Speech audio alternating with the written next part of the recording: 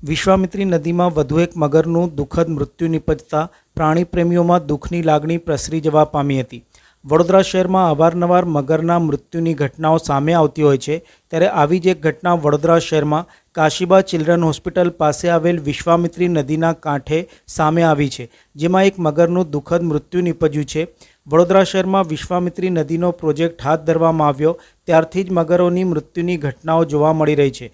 ત્યારે વડોદરા શહેરમાં કારેલીબાગ વિસ્તારમાં આવેલ કાશીબા ચિલ્ડ્રન હોસ્પિટલ પાસે આવેલ વિશ્વામિત્રી નદીના કાંઠે વધુ એક મગરનું મૃત્યુ નિપજ્યું હતું. વિશ્વામિત્રી નદીના કાંઠે 10 ફૂટના મગરનું મૃત્યુ નિપજ્યું હતું. આશરે વજન 200 કિલોથી વધુ હોવાનો અંદાજ છે.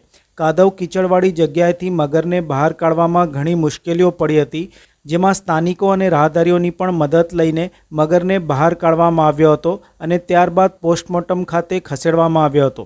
ઉલ્લેખનીય છે કે વડોદરા શહેરમાં મગર અને માનવ વસ્તી આટલી નજીક વસવાટ કરી રહી છે, ત્યારે અવારનવાર જ્યારે મગરના દુઃખદ મૃત્યુ અંગેના બનાવો બનતા હોય છે, ત્યારે પ્રાણી પ્રેમીઓમાં પણ દુઃખની લાગણી પ્રસરી જવા પામતી હોય છે.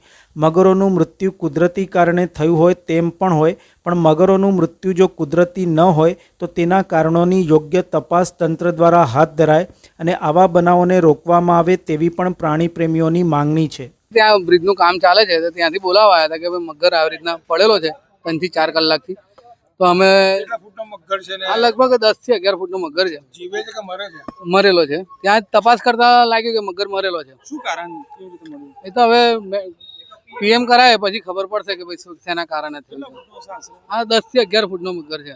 કેટલી તકલીફ પડી એને કાઢવામાં? ખાલી ઘણી તકલીફ પડી, કારણ કે કિચડ જેટલું હતું અંદર, એટલે થોડી મહેનત થઈ ગઈ છે. અમારા સ્ટાફ ને બધા જઈને કરી લાવે. બ્રિજનું કામ ચાલે છે. બ્રિજ બને છે નવો, કાશીબાગ ચિલ્ડ્રન હોસ્પિટલની પાછળ.